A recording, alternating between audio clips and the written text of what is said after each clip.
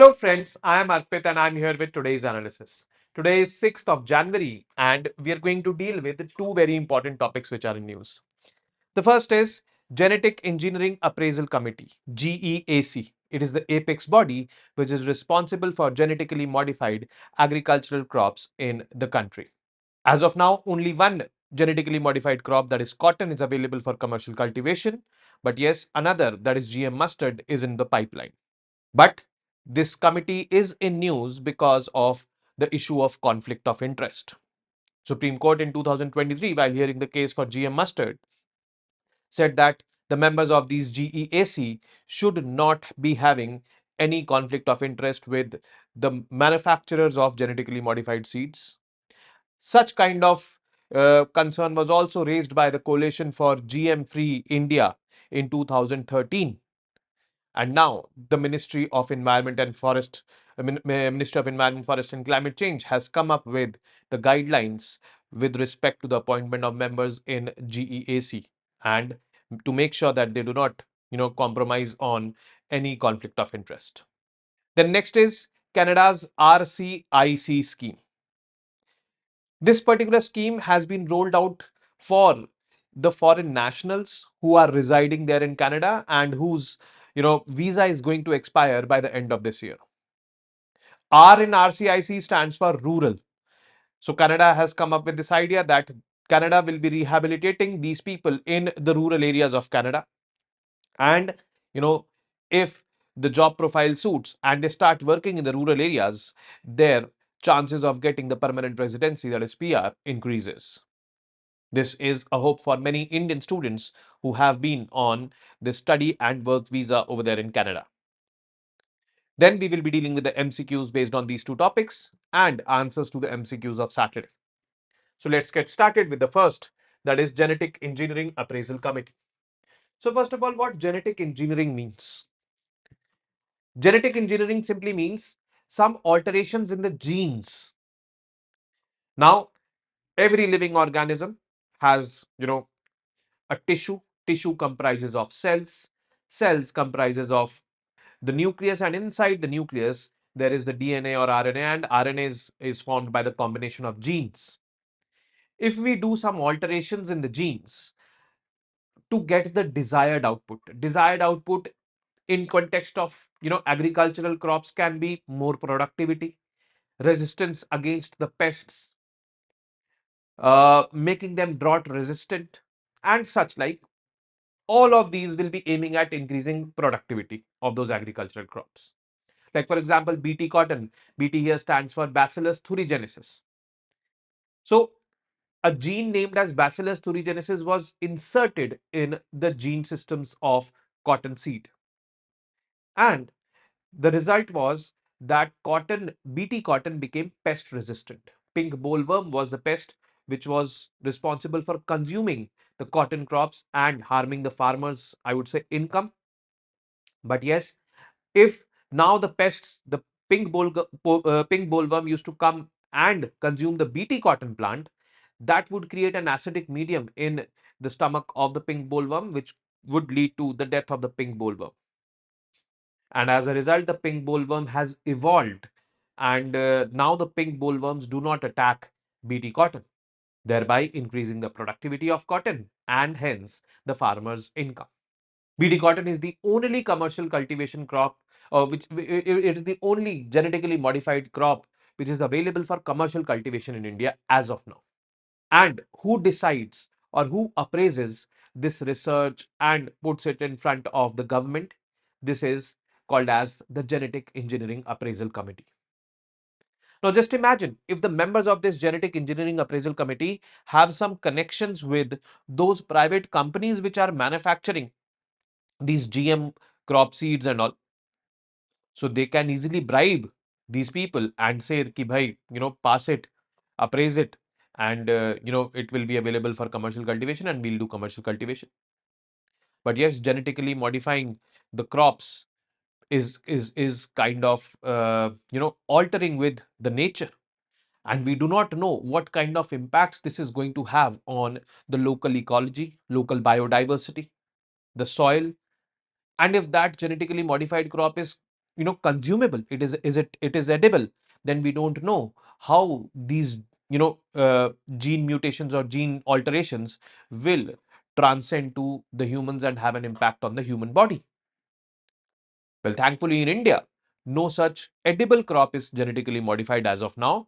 In foreign countries like America, Brazil and all, yes, genetically modified edible crops are also into commercial cultivation. But yes, in India, as of now, it is not. So this Genetic Engineering Appraisal Committee, GEAC, deals with that appraisal of genetically modified crops in India.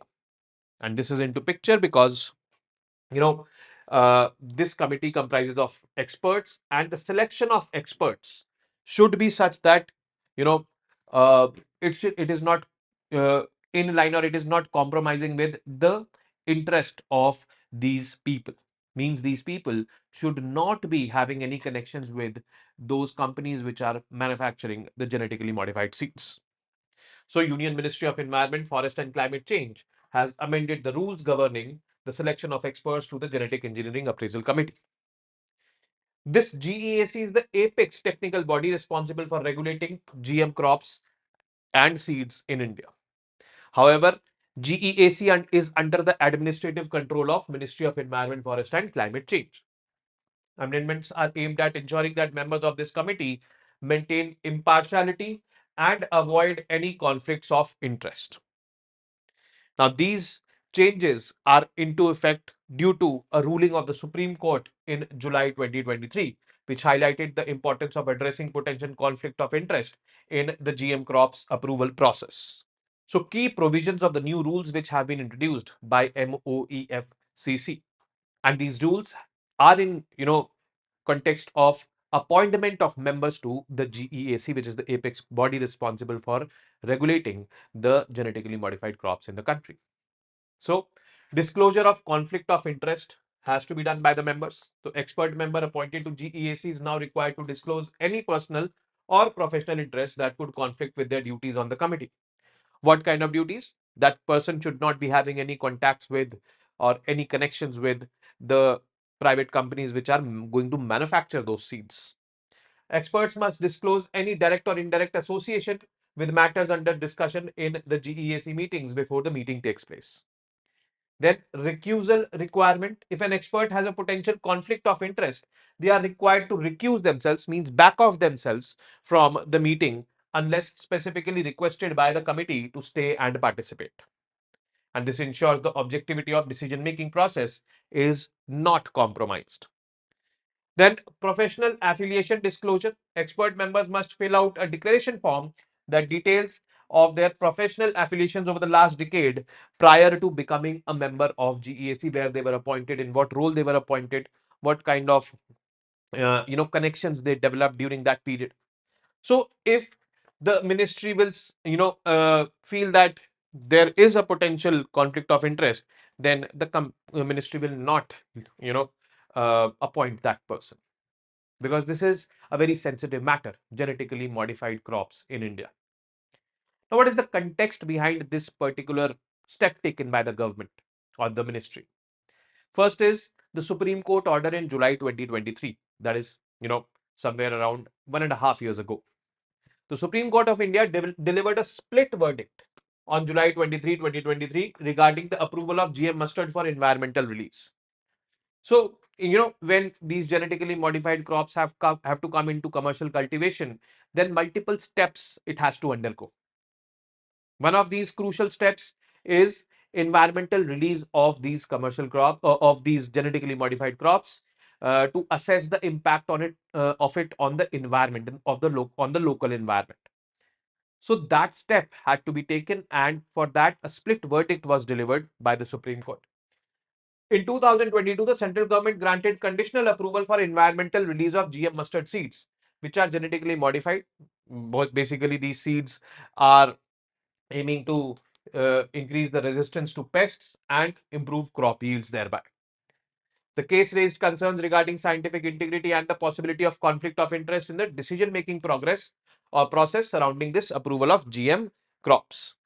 And the split verdict of the Supreme Court did not resolve the issue of the approval, but ordered that a national policy on GM crops should be formulated. And this particular step taken by the government right now is part of this national policy on GM crops. That that particular body which is responsible for regulating the genetically modified crops in the country should not be having any members with conflict of interest. Then this conflict of interest case was also highlighted by an organization which is opposing the introduction of genetically modified crops in the country, that is Coalition for GM Free India. And these allegations by Coalition for GM Free India were made in the year 2013. Now, the issue of conflict of interest gained prominence back then also in 2013. This particular group alleged that one of the members of technical expert committee appointed by Supreme Court had direct ties to Monsanto. Monsanto was that company.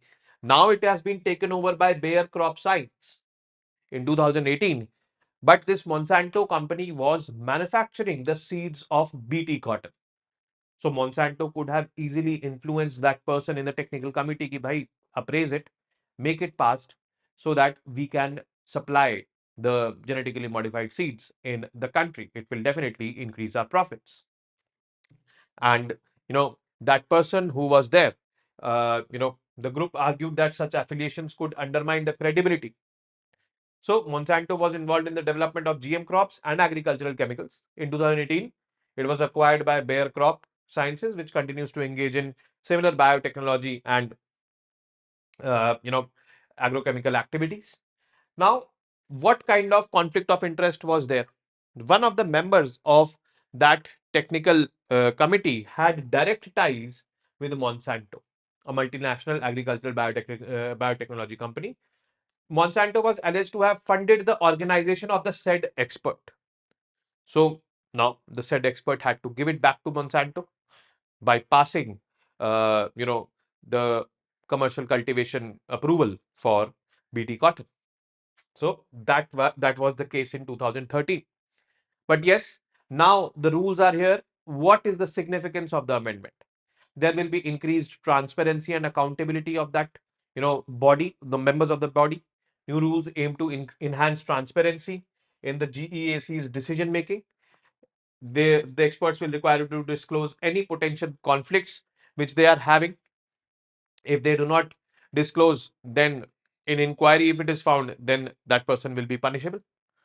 Strengthening public trust. Public trust obviously will be built up in GEAC, that no such member is there in the GEAC which will be taking decisions for his or her personal gains. So this is what is going to happen. Then addressing past allegations by Coalition for GM Free India and the Supreme Court's 2023 ruling. Both of these will be addressed. 2023 ruling called for a national policy on genetically modified crops, and Coalition for GM Free India alleged that a person in the technical committee formed by the Supreme Court in 2013 was having connections with Monsanto. So these kind of issues will be resolved. The legal and political implications of this particular decision. So while in July 2023, Supreme Court ruling did not directly approve or reject GM mustard, it made it clear that the government must formulate a national policy for the GM crops. One of the primary concerns raised by the court was conflict of interest among the experts involved in the approval process. Now that has been addressed by the government. The national policy on GM crops. Supreme Court's order directs the government to create a national policy on GM crops, outlining the legal and regulatory frameworks under which such crops can be approved, studied, and released into the environment. The policy is expected to address scientific, environmental, and health concerns while ensuring that conflict of interest are effectively managed. So, this policy in concrete terms is not yet released, but yes, things have started to happen. Like, for example, this conflict of interest issue has been addressed. This is a very much intrinsic part of that policy which the government is going to, frame for GM crops. The broader implications for GM crops regulation. So GM crop safety and regulation is very much important because we have to understand the impacts of the genetically modified crops, because we are fiddling, or we are altering the nature. And what impact does these alterations have? we need to assess, and these assessments have to be, you know, uh, studied over time before getting available for commercial cultivation. It is not, you know, I would say overnight process. It is a time taking process.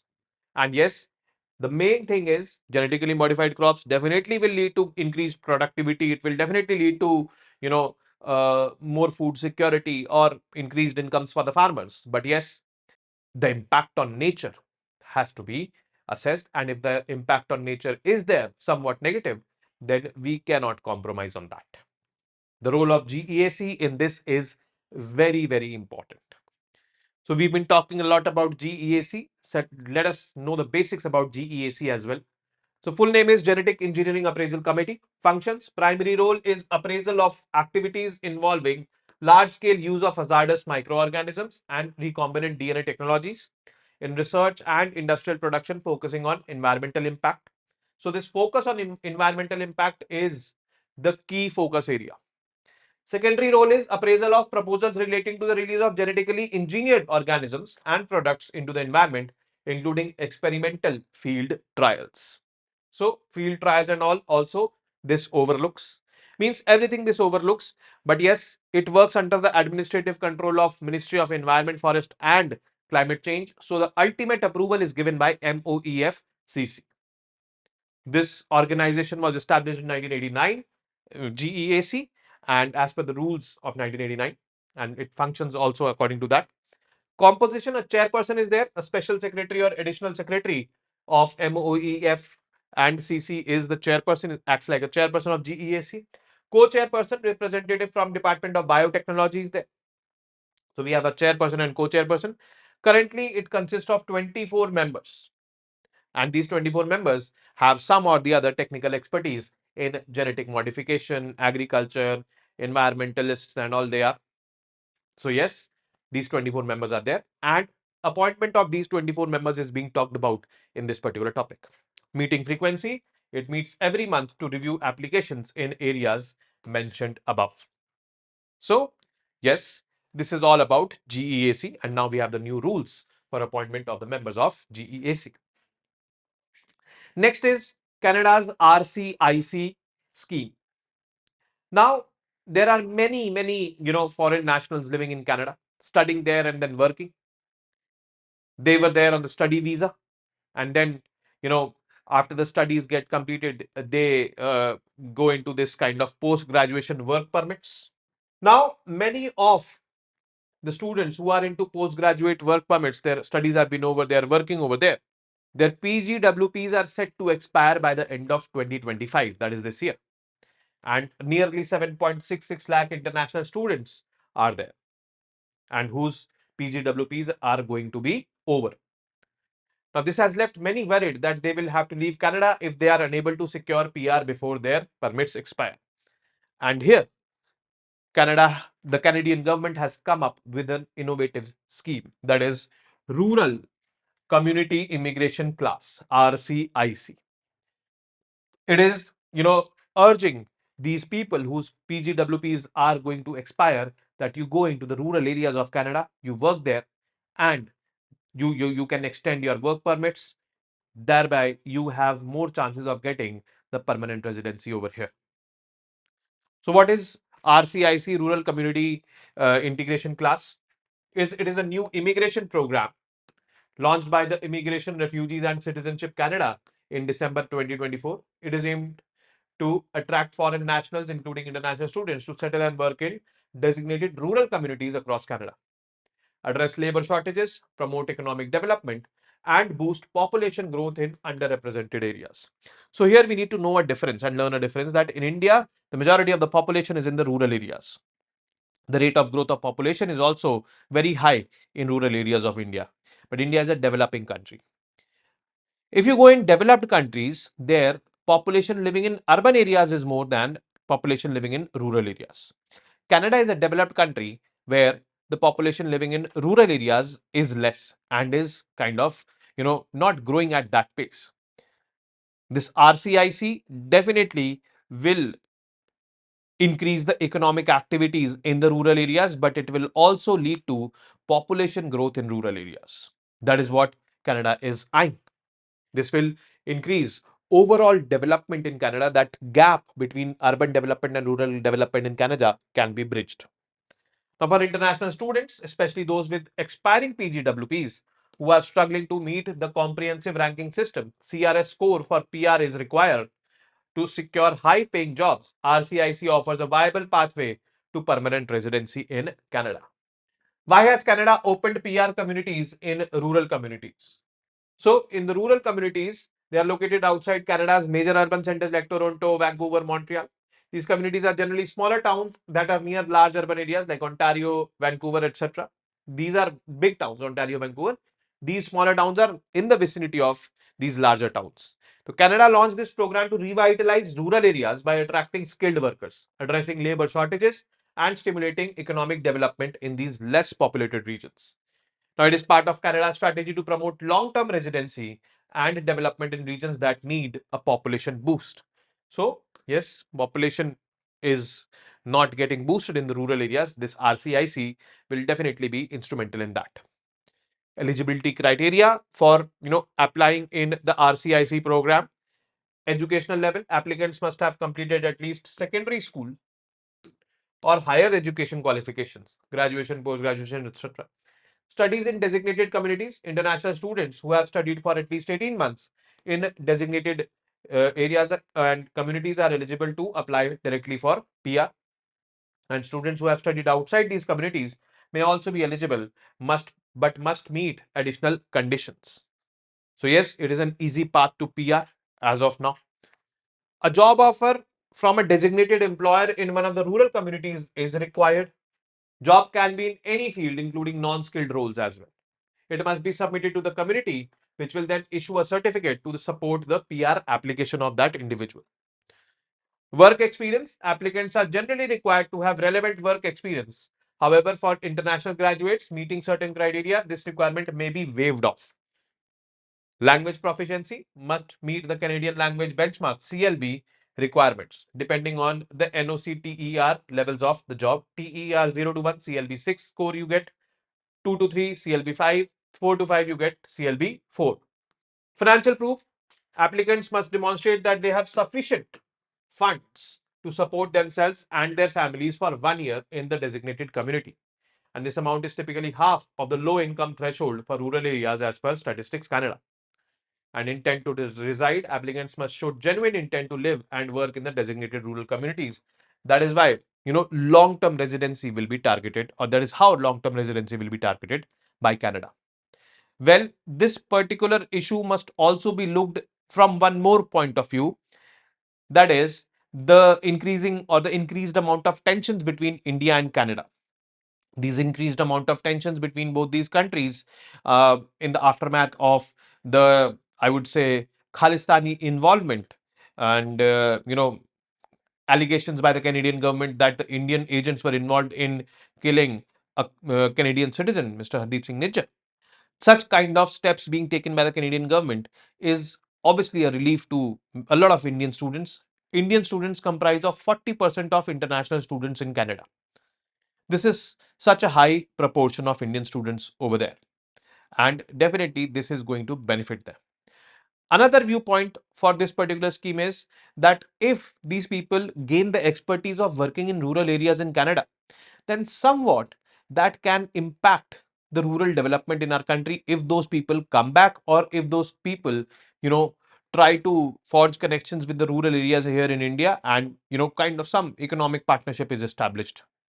So yes, these things can be beneficial, but yes, abhi we are just speculating and I would say assuming that all these benefits can be there. Things will materialize with time and we'll get to know with time. Benefits of the RCIC program: easier path to permanent residency. This is less competition in rural areas because there is less population. So definitely, there are more chances of securing a job offer over there, or more chances of, establishing a business over there. Employer support will be there because employers in the rural areas are facing this lack of skilled labor. Now, if the skilled labor get readily available, so they may support those skilled laborers also. And long-term residency for Canada also, this is going to be there because that pledge has to be taken by the person who is opting for this RCIC program, that I will be staying for this much longer period in Canada. So yes, brain drain will not happen from Canada. This is what Canada is expecting through this long-term residency, which is part of RCIC program. So all this is there. Now, why is the RCIC program significant for Indian students? So as I said that 40% of international students studying in Canada are Indians. So they are a substantial chunk, and many face this threat of transitioning from temporary visas to permanent residency.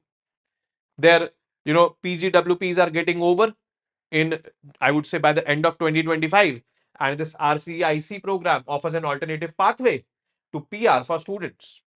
That program has come at a time when Indian students are protesting and expressing dissatisfaction over PR challenges and stricter immigration rules. So, this stricter immigration rules, PR challenges, and all can be due to those those, I would say, tensions between the two governments. But yes, Canadian government has taken this step, which is a breather to the Indian students working over there or studying over there in Canada, and maybe, a silver lining in the tensions going on between both these countries. Key considerations for application for applicants: research, participating communities, and employers. You should be knowing about the participating communities where you are going to participate and employers who are going to employ you. Act quickly, since post graduation work permits are time sensitive. You have to act quickly and complete the documentation. Ensure that all documentation, particularly proof of intent to reside and financial proof, is accurate and complete. So these are some of the suggestions which are there for these people who are wanting to apply. Let's see how this scheme materializes. Now coming to the MCQs.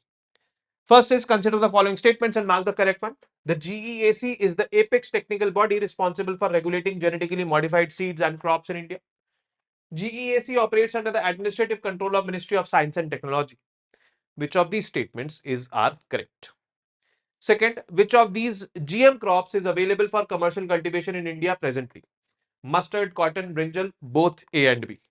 Third, which of the following are the objectives of RCIC? Address labor shortages, promote economic development, boost population growth in underrepresented areas. Both 1 and 3, both 1 and 2, only 2 and 3, or all of the above. Fourth, which of these can be the potential benefits of the RCIC scheme? Easy access to permanent residency, it can lead to long-term residency. Which of these are correct? Now, the MCQs of 4th of January. Consider the following statements with respect to UDC plus and mark the correct one. The overall school enrollment is on a decline since 2018-19. No, it is not on a decline. If I compare 2018-19 to now, it is on a decline, you see, but every year it is not on a decline. In some years like 2019-20, it increased, then it declined, then increased, then declined. Like this, it has been going. Okay. So 2018-19 was here, somewhere around 26 crore. And here, now we have somewhere around 24 crore. Okay. So, but yes, it has not constantly declined. Okay. So we have to interpret this statement in correct way. The overall school enrollment is on a decline since 2018-19. Yes, it is on a decline since 2018-19. That is why we'll correct it. But if the word constantly would have been written, the overall school enrollment is constantly on a decline every year since 2018-19, then the statement would have been wrong. Then enrollment among girls has declined more than the boys in the percentage terms? No. The enrollment among boys have declined more than the girls in percentage terms. So boys enrollment is somewhere around, decline in boys enrollment is somewhere around 5%, and decline in girls enrollment is somewhere around 4%. So this statement is wrong. The first is right. So only one is going to be the correct option. Consider the following statements and mark the correct one. Tobacco Board of India is a statutory body. Yes, it was established by a law in 1976. The job of the board is to regulate tobacco farming and ensure fair and remunerative price for the tobacco farmers. Yes, both 1 and 2 are correct. Third, which country is the largest producer of tobacco in the world? It is not India, it is not USA, and neither Brazil. It is China. India is the second largest producer of tobacco. Fourth, Consider the following statements and mark how many of them are correct. DAP is not soluble in water. It is highly soluble in water, so this is wrong. DAP contains 46% phosphate and 18% nitrogen. So DAP, diammonium phosphate. So yes, this composition is correct. DAP makes the soil slightly acidic. No, it makes it alkaline, basic. Its pH is above 7. So this statement is also wrong. Only one statement is correct. That is the second statement. Fifth, in which year was the nutrient-based subsidy scheme of the government launched? It was launched in the year 2010, and 2010 is there in none of the above.